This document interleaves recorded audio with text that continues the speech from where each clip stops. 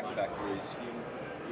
The ones that we made? Yeah. Well, they went into a zone, so we prepared something for their zone. We scored. Then obviously we had to press and go for the steal. We still had time, and you want to give yourself to trap and get the steal, and then if not, foul right away. So the guys did a great job.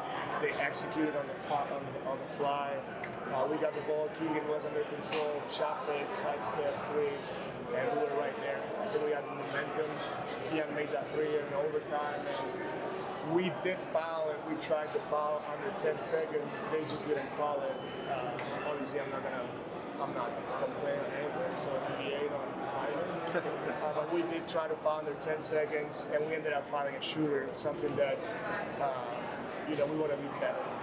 Jordi, they gave possession to Orlando there at the end when the call was overturned. Did you think that should have been a jump ball? Well, so the rules say that when the call is made, whoever has the ball, if nobody has the ball, is a jump ball. The official, the way I think they do things, and you can ask them, is you see it, you process it, you call it. That process was a little late, so he called it super late. By the time he called it, somebody else had the ball. That's what they gave him the ball. So by the rule book, it's done well. It's just like too late, and I understand late game. Everybody is, it's new for everybody, and that's what summer league is for the players, for the coaches, and for the officials. So that was also a good game for them. What do you think about Keegan kind of eased his way into this game and maybe was more assertive later on?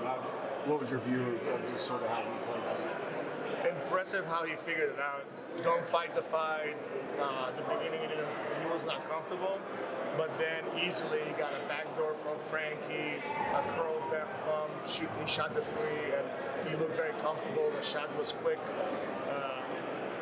really good. Like he said, he figured it out, and that's sometimes young guys, it takes them more than one game to figure it out in like 1 or 2 quarters. How fun was it to see Keegan go up against someone like Banchero? We talked about it yesterday beforehand, what it might be. How did you feel?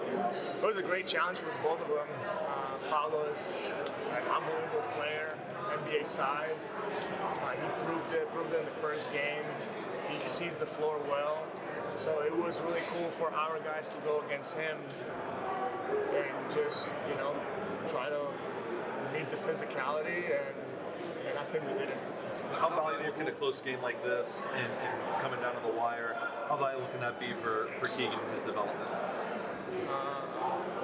And very valuable because you haven't been in this context before with NBA rules, and just the fact that he was there and we gave him the ball for the most time, he was like the person that we focused on. For sure, an unbelievable experience, and moving forward, he'll have more experiences like that. Was a Navy 3 the first option on that play at the end of OT? Obviously not, but he let it fly and he made it, and that was the momentum. Sometimes basketball, that's the beauty of basketball. Things like this happen, and you just got to follow up with something else. That happened, and then we got another trap and another steal and another three. And that just carries over. So it was cool. What did you think of his performance on both ends of the floor today? He was great. Still working on going vertical with 2 hands, not keeping one hand down.